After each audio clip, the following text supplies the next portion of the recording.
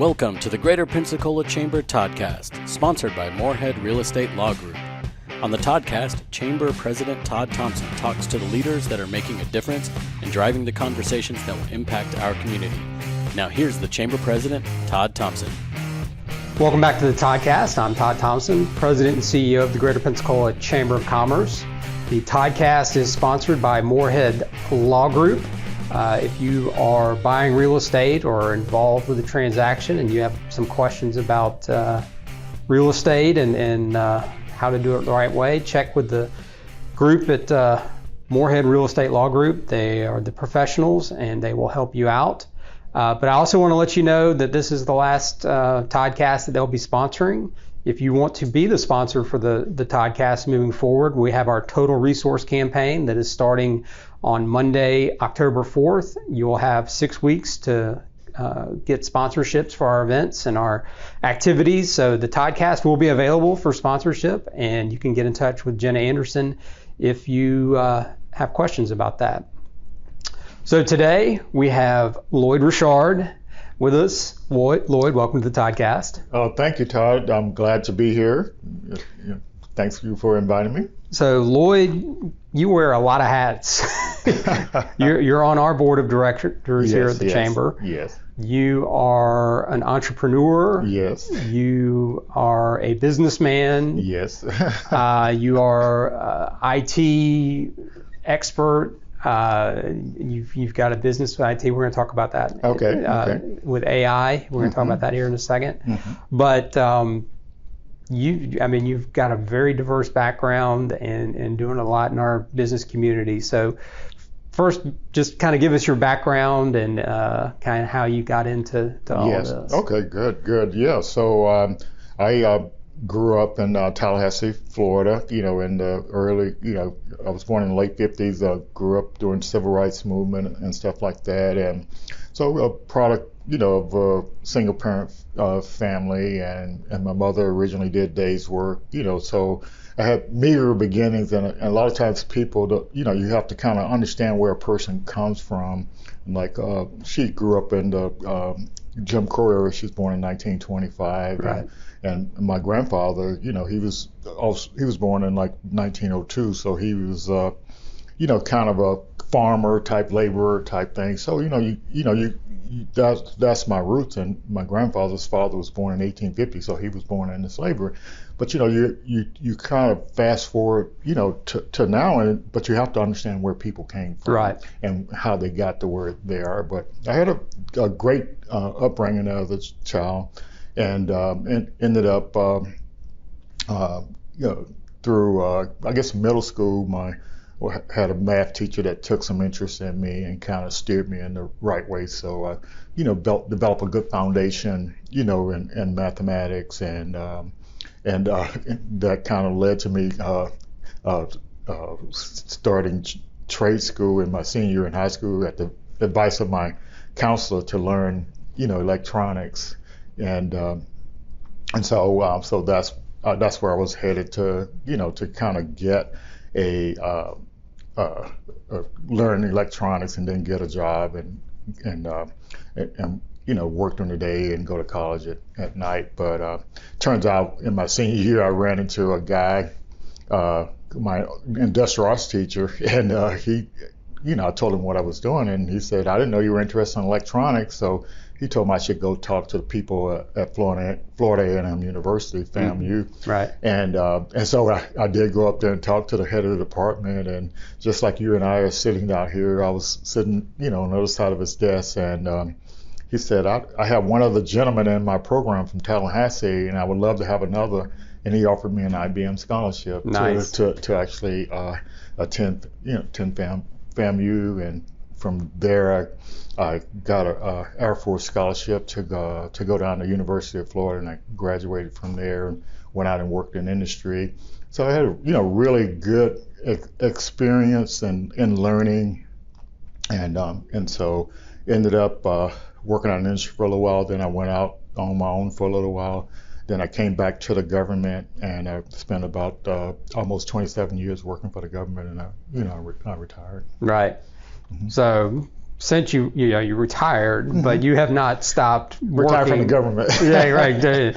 So talk Yeah. about what you've been doing since then. Like I said, you're an entrepreneur. Yes. You've got, I think, multiple businesses. Yeah. So even with the most important thing I think people need to understand, working for the government, I worked in the Air Force Research Lab, so it was like having the opportunity to be an entrepreneur within the government. I see. So like you if you had an idea, you got a chance to go out and pitch that idea to get funding. Okay. So the business world, startups, the same concept. Right. And so we literally got graded on how well we came up with new ideas and materialized them. We got graded on how well we cooperated with other branches of services. We got graded on how well we transitioned the technology we were developing to go out and commercialize it, and also for military use. Right. So I was very fortunate. I got to work on different technologies that actually ended up in the field operational,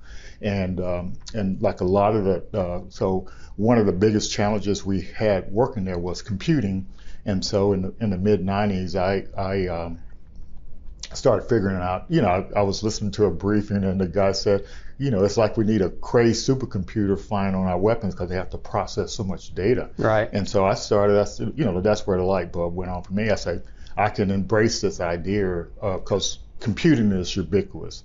Whether you're sitting at your computer doing a CAD program, or whether you're analyzing some data, or whether you're trying to process some sensor data in real time, or you're trying to do a supercomputer and to process all this data at the same time. And so I said, well, let me look at alternative ways to do that, because the traditional ways wasn't working. And so if you think about that idea, so in banking, in transportation, all these a lot of these traditional things are broken. So you get startup founders, they come in and figure out alternative ways to accomplish the same thing. Okay. And so that's kind of what the analogy is to my career working in the government, and also how it relates to entrepreneurship is what I discovered, being out here being an entrepreneur, and I started learning about the startup ecosystem. What I finally realized was, working in a research lab, you get funding to support your ideas, right, and then you get funding to support your turning that into a concept, right, and then you get funding to support building a prototype, and then you get funding to actually take it out in the field in operation. Right. So when you think about the life cycle of a startup, it starts with an idea, and you have to, the local community has to support people in the community have ideas, and support them in turning those ideas into concepts, right, and to building minimal viable products and proving that they work, and then launching your business. Right. And so when you were in that role, you were getting funding every step of the way, and so it made it a lot easier to be able to see it all the way through. Yeah. And that's a challenge that entrepreneurs, startups and entrepreneurs face right now. Yeah. And so in the government, in the lab, so everything we got funded to do, most of the things had never been done before. Right. And so what mattered then is that you have to understand the process of taking your idea and validating it and making it operational. So we had a methodology. So we didn't, when we got a new capability, we didn't know what the end result was going to be, but we had a proven methodology for getting there. Right. And so in the startup world, and this is the big message, is there is a proven methodology for taking an idea and launching a minimal viable product, and the ecosystem has to support that. And that's how it all kind of comes together. Right. Yeah. So you're doing a lot of this work in our community. Yes. Yeah. And so so my journey after the government and entrepreneurship, I said I was doing a lot of this stuff even while I worked for the government, right, because it was just my nature.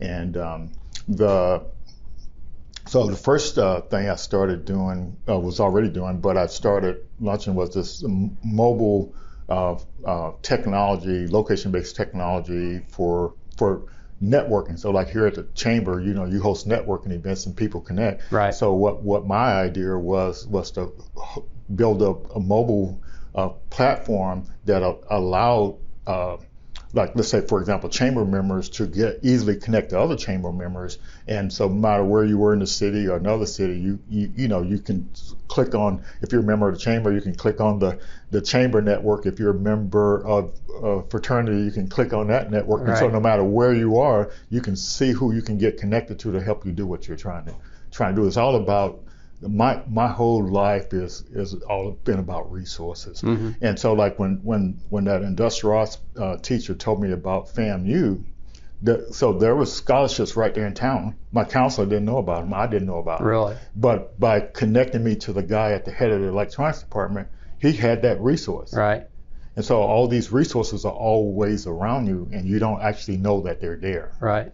So so in the startup ecosystem, what I discovered on my first idea was I wasn't following the methodology. So like part of the methodology is you like for if you're doing a mobile application, you have to validate that people will buy what you're building. Yes. And so I did validation that people would use it, but the funding, just like the chamber, you get sponsors, advertisers, right. and stuff like that. I didn't go out and talk to them. I was so excited about the users, right. saying, so, $200,000 later, I'm, when I started launching it, I didn't have the buy-in from the sponsors.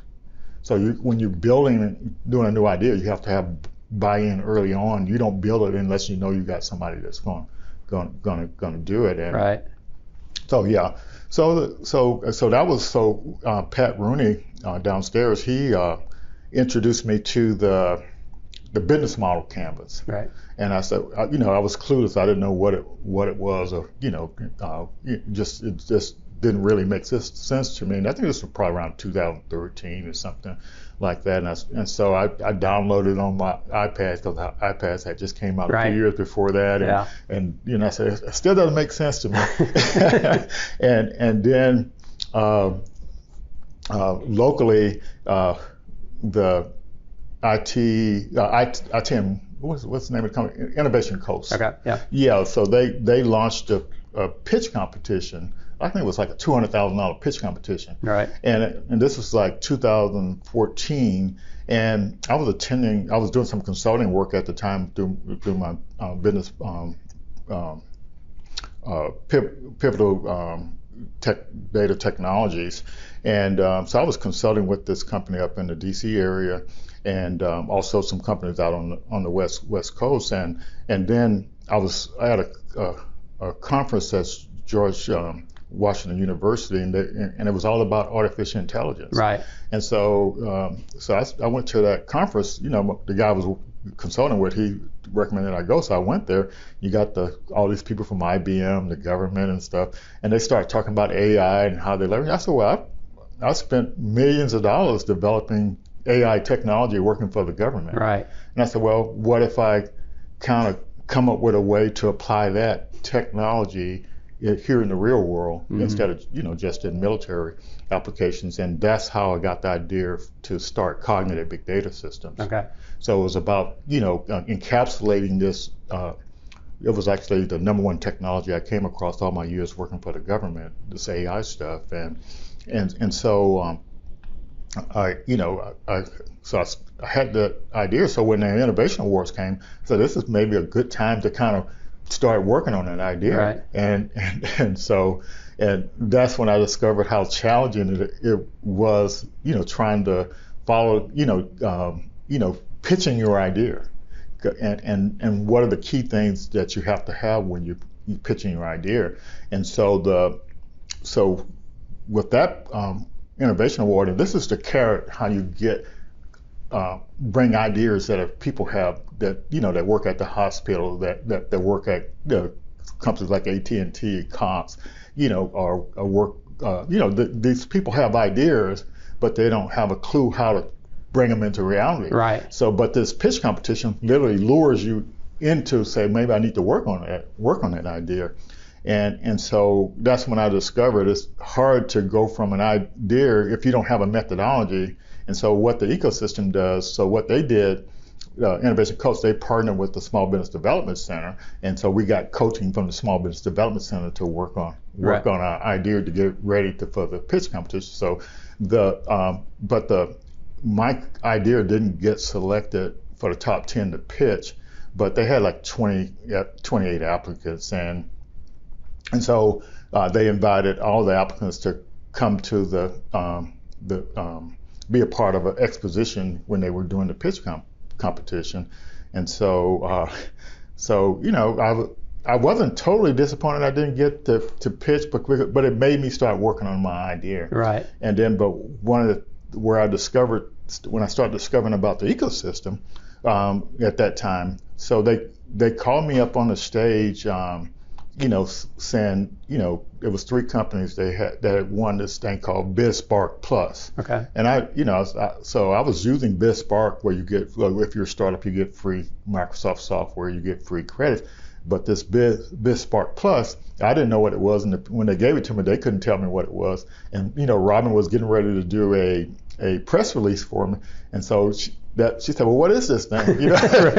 and so I started researching, and it turns out it was $60,000 worth of free cloud service. Wow. $60,000. So the message here, which I had already started noticing when I was doing my mobile application, I found out that Facebook had a program for if you're bootstrapping your startup. Right. And so I joined that program and got accepted, and they were giving me free Facebook advertising, and they were helping me with my app development and stuff like that. So I had already got a taste of it, but that's that's kind of how I started learning about that, and so finally I pitched. There was a pitch competition going in Jackson, Mississippi, and it was a small thing, like $3,000. But when I applied for that pitch competition, they assign you mentors as well. Oh, okay. And so they started, training you how to pitch your idea and prepare your pitch deck. So I got to pitching that and did a terrible job and bombed the whole thing. Oh, no. But it made me realize that you could actually get help for your idea and get ways to move forward. So the very next day after that pitch competition, Kelly Reeser, mm-hmm. she was the collab, they didn't call it that at the time. They were doing a demo day here in Pensacola. So she invited me to pitch my idea at the demo day, even though I wasn't a part of the cohort of people in the incubator. And so and then from that, some angel investors and different people started trying to help me with my idea. Right. And then the next year, I think the next year, 2015, this is probably around 2015 timeframe. Okay. There was over in Fort Walton, the city and was funding through their CRA dollars, which we could do the same thing here, was funding an accelerator program for veterans. And so so they were looking for companies, and I had heard they were doing it, but I didn't hear the announcement because they were trying to do it. But the guy who was running it, he called Kelly, said, "Do you got any ideas of some companies that could actually participate?" And so Kelly recommended my company, Cognitive Big Data. Mind you, I'm calling it a company, but I haven't incorporated. Okay. It's just an idea still. I'm working on an idea. Okay. And so so the guy calls me up, and I told him about my mobile technology stuff, and he wasn't all that excited. And I told him about what Kelly was talking about was my Cognitive Big Data, stuff, and so he said, "Yeah, I like that." So he invited me into the accelerator, and so in this accelerator for veterans, and they had trouble recruiting people, but the deal was they were giving you a $25,000 grant. Mm-hmm. Okay. And so the way this, so I had never participated in an accelerator program. So this is like a 12-week program, and so what was interesting was the $25,000. when you got in the Accelerate program, you had to submit your milestones on what you were going to work on during the Accelerate program, and the money that the $25,000 was tied to those milestones. So you got an increment of funding. Okay. So having my background working for the government, I knew about milestones. So I planned some milestones that I can do, during that time. And but the other veterans in the program, I guess they weren't too sure about that. So when it came time to meet your milestone, they were struggling to meet the milestone. If you didn't meet the milestone, you couldn't get the money. And that was an experience from that. And then from that program, I got recommended to another boot camp for Black founders, Black and Brown founders, and that was like a 6-week online type training program, and then they culminated down at the Fontainebleau in Miami Beach, where an intense 3-day thing where you actually work on your startup, right, and learn how to pitch your startup, right, and then at the end you had a pitch competition, and I didn't win that pitch competition either, but what I started learning more about the ecosystem, all these programs that are out there to support founders and their ideas, right, and that's kind of how what I learned from all that was. And then I started participating in the entrepreneur ecosystem working group here, that Florida West was doing, Kelly and Pat then were running.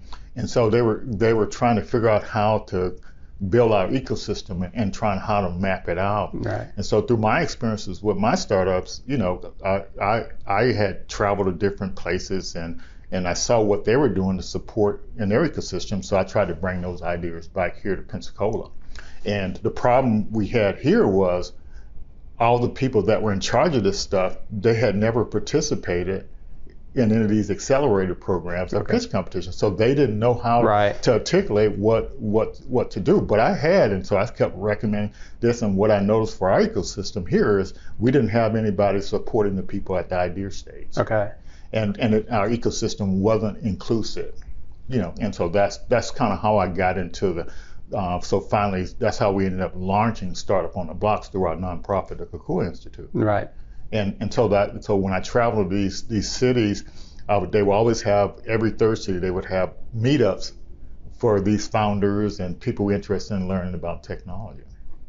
And so Startup on the Blocks, the idea you have a weekly meetup virtually, and you do one-on-one networking like you and I are talking now through the Chrome browser. And then after that, you have an expert or somebody that knows the best practices that actually puts out information to help, anybody that's, logging in and listening. And so that's part of what Startup on the Blocks is. But the other part of our ecosystem here, it wasn't all that inclusive. So what we decided to do was target Black and Brown founders for our internal stuff, our forward-facing weekly events for everybody. Right. But when we look at helping the local regional population minorities, the idea is we have when we do the pitch competition, we kind of limit it to those people of color from here to Panama City. And then we leverage resources in the nonprofit to support them. And so just like in my startup, you get free stuff from Microsoft. Right. In my nonprofit, you get free stuff from Microsoft, free cloud service to host whatever open source applications or application we develop. Okay. And so this is so fundamental is, whenever you're doing something, there's always plenty of resources out there to help. Right. You.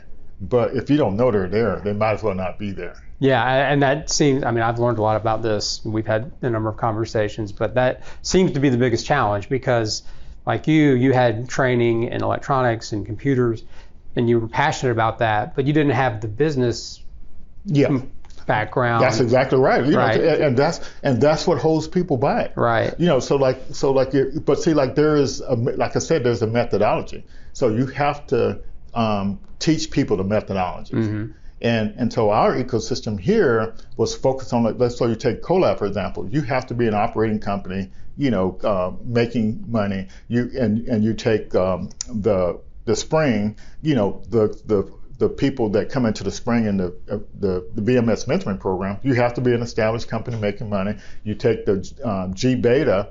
You have to be an established company making money. So for the first time this summer, we had the G Alpha program from the spring. So that's for people at the idea stage. Right.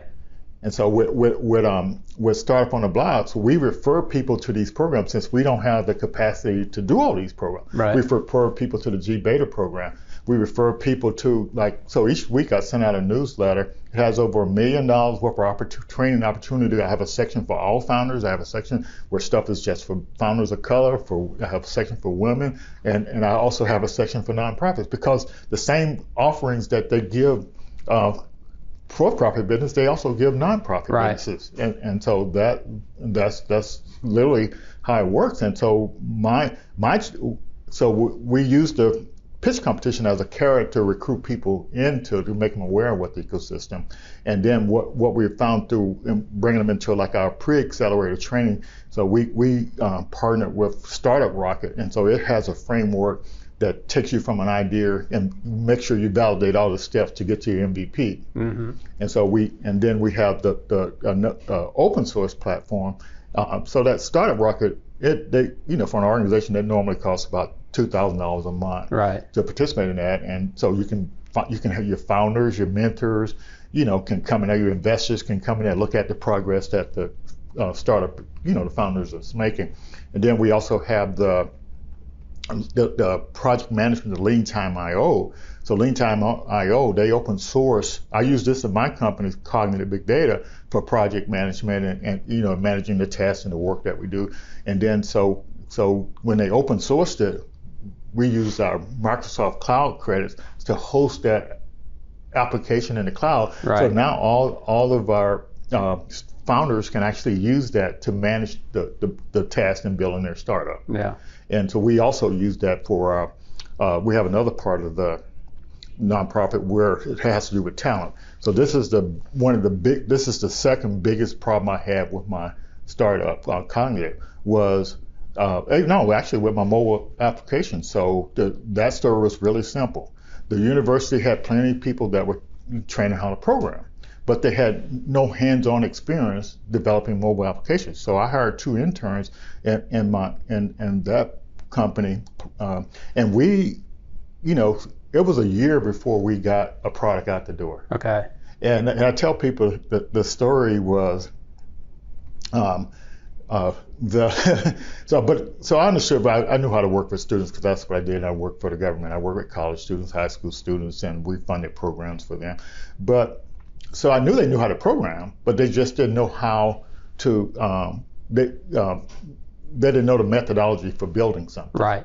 So I literally taught them the methodology that we used in the government for deciding which technology to use, which backend to use, for your mobile application. And so I took them through the whole process. We don't just choose something. We actually look at all the different options and we pick the best one. Right. And objectively, not just because my friend does that, and so this is the methodology I learned in the government. So I these 2 guys, I took them through this process. And what was funny to me was when I started them off, this was like 2013. I started them off, I think it was like 2012. It was about around this time, 2012. I started them off at $10 an hour as, trainees. And then I said, well, this application was, doing geolocation of resources. Okay. And so I said, when you show me you can do this geolocation on the thing, I will give you a 50% raise. You go to $15 an hour. Oh, nice. And so it took a year for them to do that. Really? They weren't motivated by the money. They weren't? No. Really? Yeah. And so that was a rude awakening for me. Yeah. But so with the so that was the experience. I spent a lot of as a startup, I couldn't afford to do that. Right. So when we started the Cocoa Institute, we created this talent thing where you actually assign the students projects so they can learn how to work with AI, they can learn how to work with virtual reality, they can learn how to work with data science, they can learn how to do robotics things. And so, but what I should tell you is that the way I came up with this idea about this talent thing, it wasn't just based on my experience. It was also based on some stuff I was doing with the chamber. Right. So I don't remember which year it was, but it was around the 2013, 14 time. They were doing that's when the chamber and the economic development was all together. Right. And so they had this task force the steering committee where they were doing this economic development strategy for SCAMU in Santa Rosa County. Right. And so this was the sad thing. I was on that steering committee, and so Pensacola, there were 12 things that the what do they call them, the consultants or the facilitators that recruit these consultants that bring these companies into to your area. And so they were saying there's 12 things these big companies look for. And Pensacola was red on 8 of them. So red being bad. Bad. Yeah.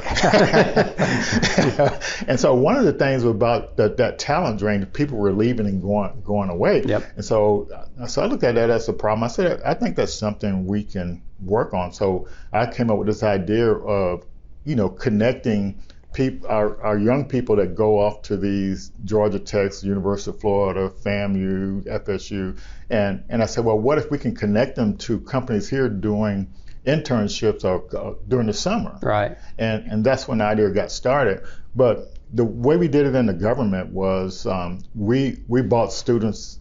We actually bought high school students in the summer and let them learn how to be engineers. We bought college students in to the summer to work on our project. Mm-hmm. But we also had this program where we, with FAMU FSU College of Engineering and the Mechanical Engineering Department, we literally funded graduate students to work on projects, that was related to what we were doing. Okay. Yeah, and so we also performed work with the undergraduates funding their capstone projects. Okay. You see what I'm saying? Yeah. So when this whole thing came along when AI was people started realizing the significance of it. So I said, well, the schools weren't really giving the students enough capstone experience related to the AI stuff. And so that's what the idea of the Center for the Innovation Workforce is under the Cocoon Institute, was to give these extra capstone type experiences, so they can learn how to use these tools. Because all of this AI is just tools on the computer. Robotics, you have to have some robotic platforms to use. Right. But what most people neglected to understand is when you're developing technology, you do it in virtual reality simulation first before you actually use the real hardware. Sure. Yeah. So when we're developing a weapon concept, we build a model of it digitally. Right. And we also, and then in robotics, if you're teaching somebody how to program a robot, they program a virtual robot, before they start programming a real robot. Right. You see what I'm saying? Yeah. And so you can literally have these labs, the innovation labs, where the students can actually learn. But guess what? All the major companies want you to learn how to use their tools. Right. And they make it easy for you to use their tools, but the average developer or programmer, they don't know that the tools are really easy to use. Right. You see what I'm saying? Yeah. Everybody wants you to use their cloud platform. Everybody wants you to use their AI tools. Of course. Yeah. And so you have to take advantage of all these things to help grow your ecosystem. So did I miss anything on what your questions? No, I'm very thorough. Okay. But I do want to go back to something you touched on, that capacity building for small businesses, and Yes. And I know you work with a lot of yes. And there are resources out there. Again, you mentioned, but it's getting that information to the startups and people. Yeah. So you and I haven't really talked about this part as much. So part of the capacity is having the talent working for you. Right. And so we're in an innovation economy. So you're creating new things, you're disrupting things, and so you have to build a talent pipeline to support your company. So right. in my mobile stuff, you needed capacity to people to know had the mobile stuff, so you had to teach them that. And so and with all this AI and robotic stuff, you have to, if the students are not getting enough capacity in school, you have to have programs, to support them building that capacity. And so that's one thing. And so then, and the reason why I told you about my history, being born during the civil rights era, right, and is so you have to think about it. So I started from this point with and with my mother not being educated, my grandfather not being educated, and so you start from a certain point, right, and you have certain connections, and so that's what you have to realize is, so if you don't have those connections, you it's kind of hard to move forward. And I meant to tell this story. So when I was in high school in the 9th grade, I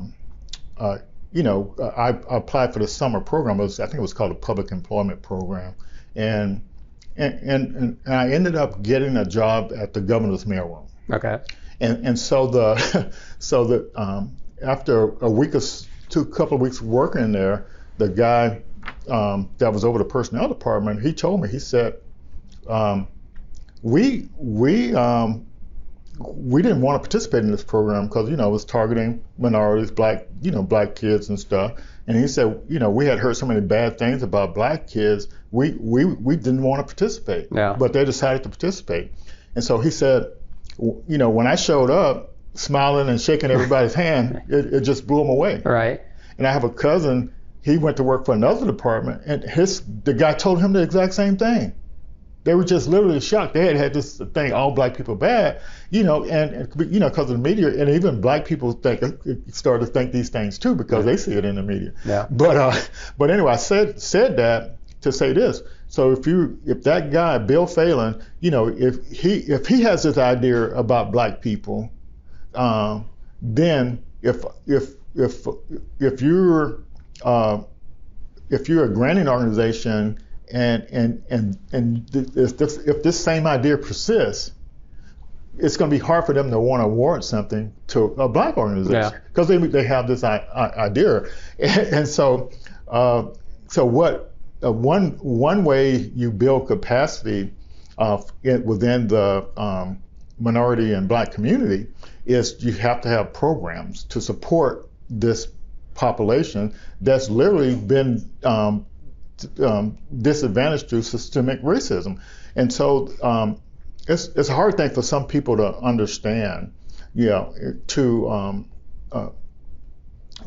because otherwise they may not get exposed to it. Right. Yeah, and so so when I went to work for the government on the scholarship program, the reason why they recruited they had the scholarship program for black students was because they didn't have any black people working there. Right. I say that they had one black guy that was a physicist when I showed up for my interview, and one black guy in the military in a government organization that probably had 500 people in there. Yeah. And so I tell people it was so bad. This is at Eglin Air Force Base. They didn't even have this in 1975. They didn't. I started working there in 76. And they didn't even have black people sweeping the floors. Yeah. And so I try to tell people it's hard for people to understand that. And then when I got involved there, every time they hired black people, had to be through a program or they were forced to do it. Yeah. And so these people would never say they're racist. But it's just like it's just attitude that you have and you don't realize you have it. Yeah. So it's kind of hard to do a program. So black organizations, nonprofits, and businesses are starting from a different place than everybody else. So so if you want to do something now with all this money coming from minority businesses in our community, you have to help these minority organizations build capacity. Right. And so your situation here with the chamber and partnering with the minority chamber to actually help with capacity building in that way is very, very important. And I will say this, if you look at different organizations, the challenge is if you don't have people in leadership that understand this, people of color that understand this, it's going to be hard to do a program to support things. So the other thing is, I will tell you, the reason why we start, with the Kukua Institute, we started all these programs was because we see a lot of the programs wasn't targeting, with this technology stuff, wasn't targeting, the people of color. Right. So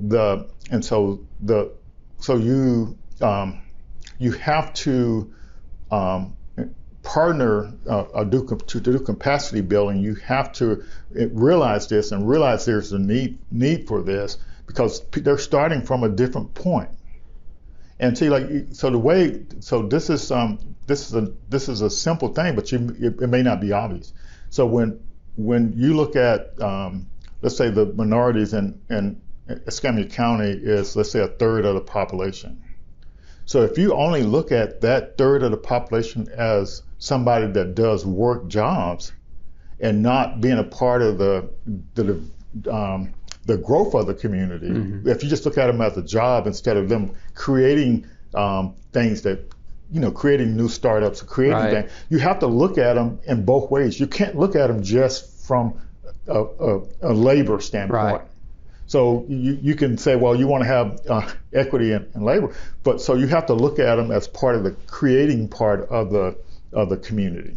And so that's what inclusive ecosystem building is.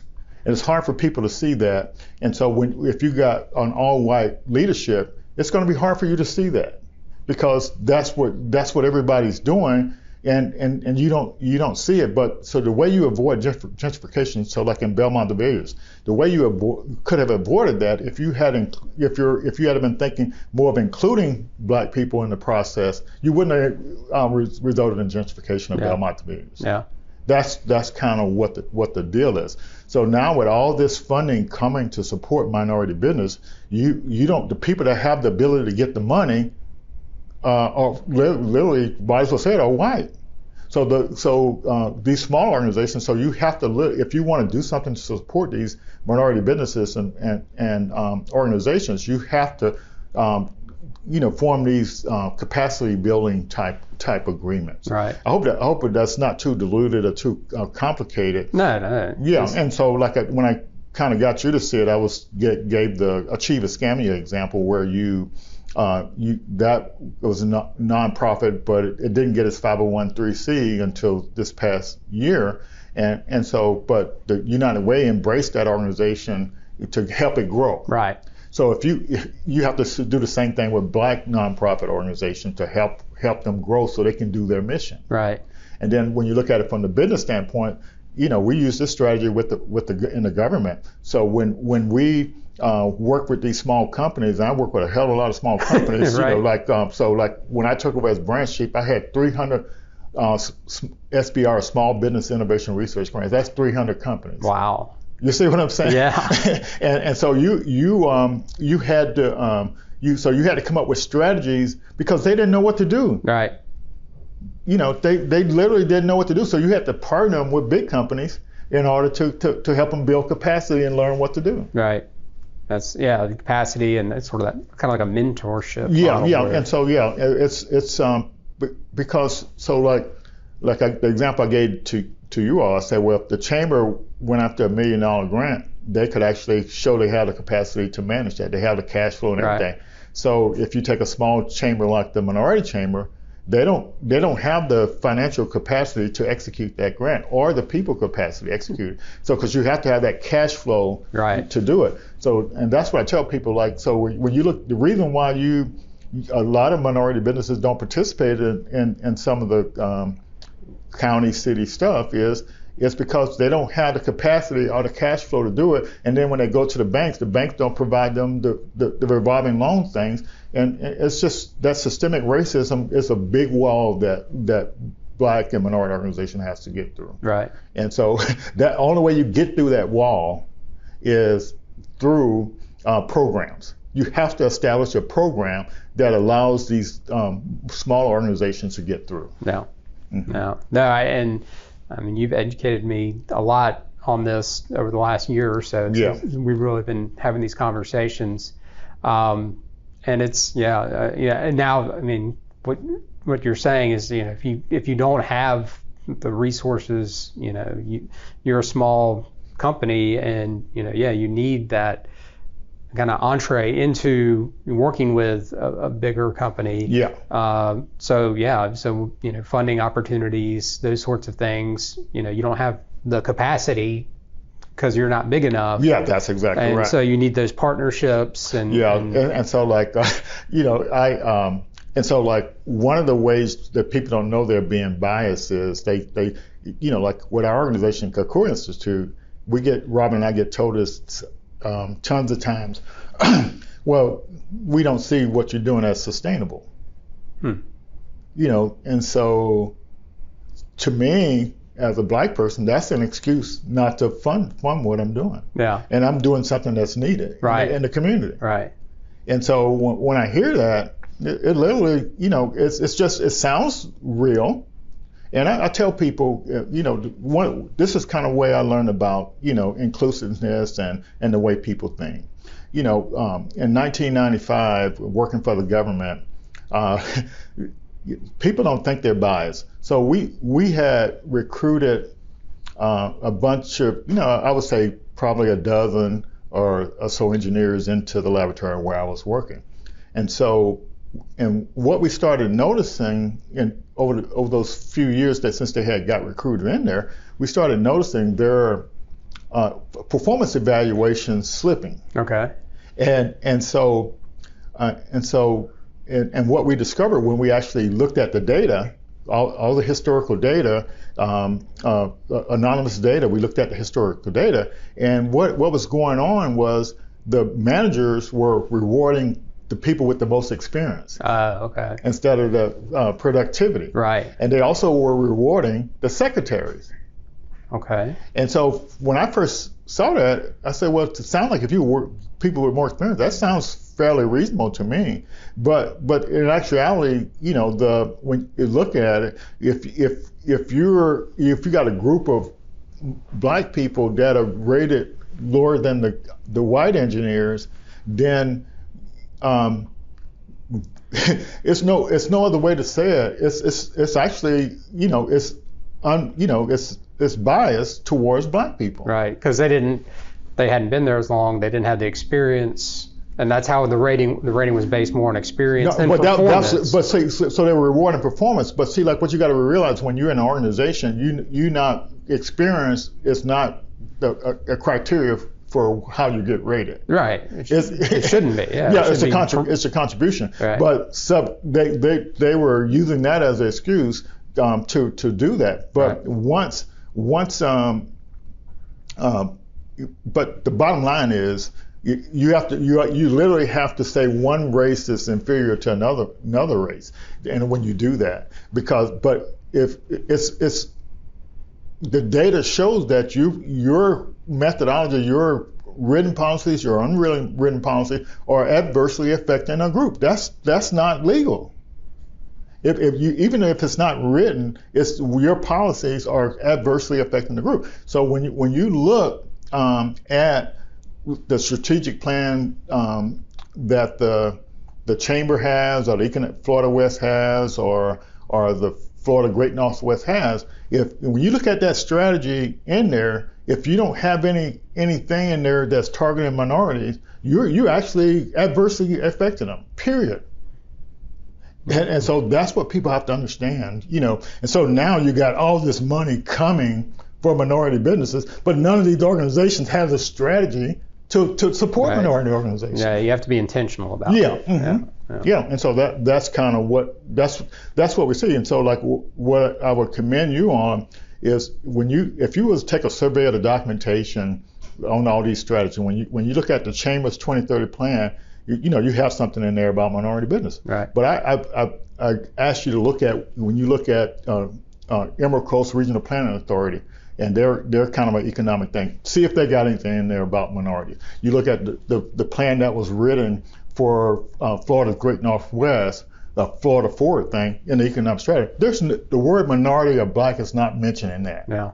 So you automatically saying how do you do that when you got a third of the income of the community from the minorities? Right. You can't do that. Yeah. And COVID literally shows how these strategies treating the minorities as laborers, as a resource for building things instead of getting them to participate in economic development is a bad strategy. Mm-hmm. And especially when the minority population is growing. Right. Yeah. Right. Yeah. Our community is becoming more diverse. Yeah, and so that's why I say I have to commend you all for your 2030 plan for, like including that in your strategy, even, putting that in there. Right. Oh, appreciate that. Yeah. So we've covered a lot. Yeah. if folks want to learn more about your work with Kukua Institute, yes. and, Startups on the Blocks. Yeah. So if you go to kukuainstitute.org, KUA institute.org, you can find the links to our events on there, and you also can find the links to how you can support the startup on the blocks. And there has to be, and everything has to be intentional. I think everybody's starting to come around to that, because when you're not intentional, you end up exclusionary. Right. And that's what you have to do. So, and I tell people, Robin and I, we're committed to the community, and we weren't even born here, raised here, but it's our way of giving back, and neither one of us get paid a dime for doing it. Right.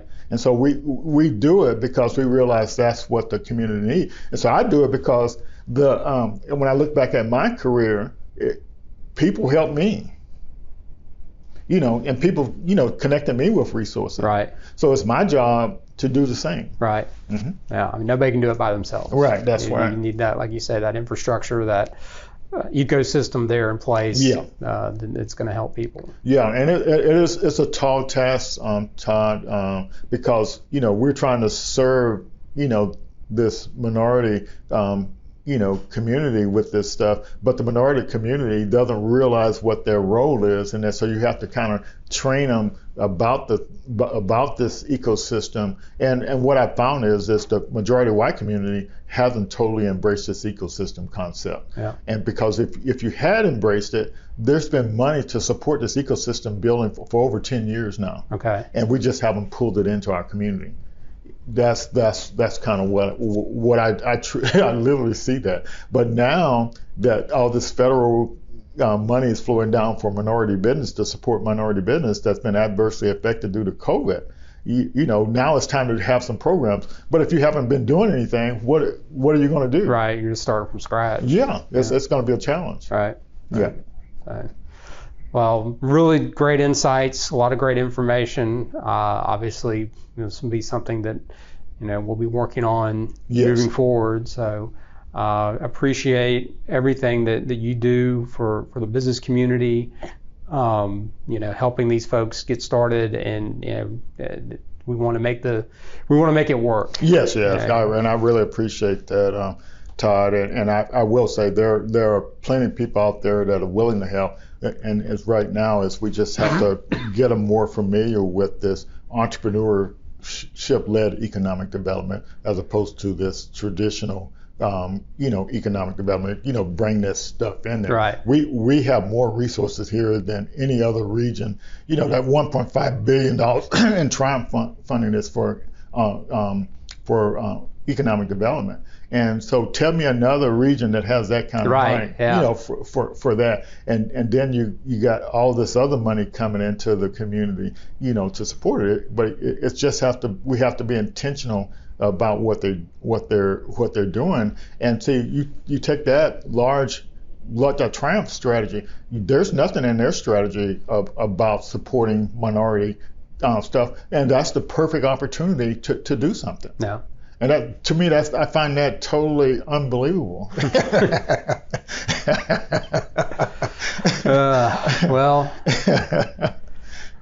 We're all learning.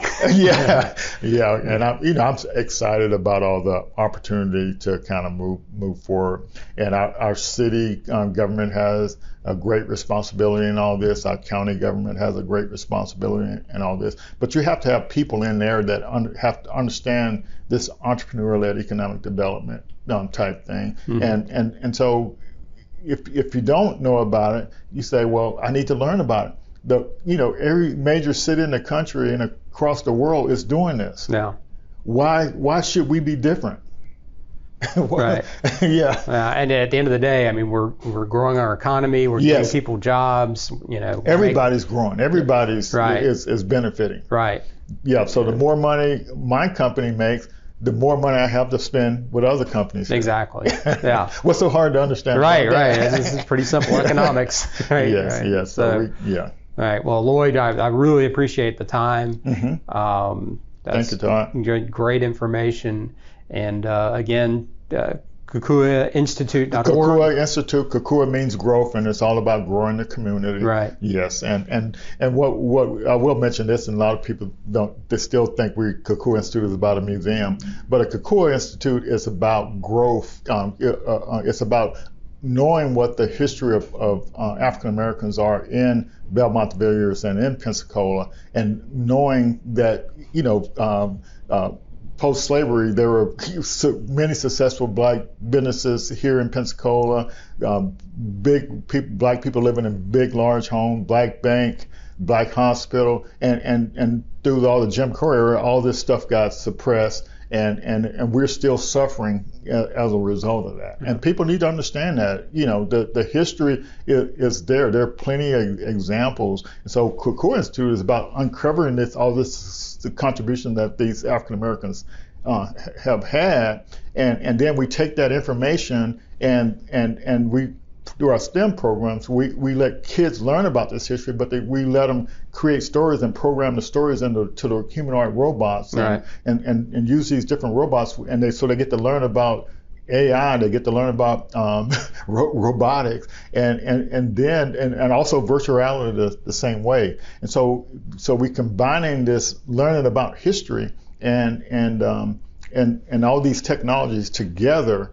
and so it's pretty magical, and then we sort of shift, with the STEM we do that stuff, and then we have the college students actually help create these programs and these curriculums, for that. And so it's pretty fantastic. And Robin has created some really neat briefings about the business history, black business history, and we've been presenting those to the Rotaries and stuff like that. Right. So if anybody wants her to present some of that stuff, it's very informative. Okay, and just get in touch with you. Yeah. Help set that up. Great. Well, Lloyd, Reshard, really appreciate the time today. Thank you. Great information. And just appreciate everything you do to support the business community. Yep, my pleasure. Thanks a lot, Todd. All right.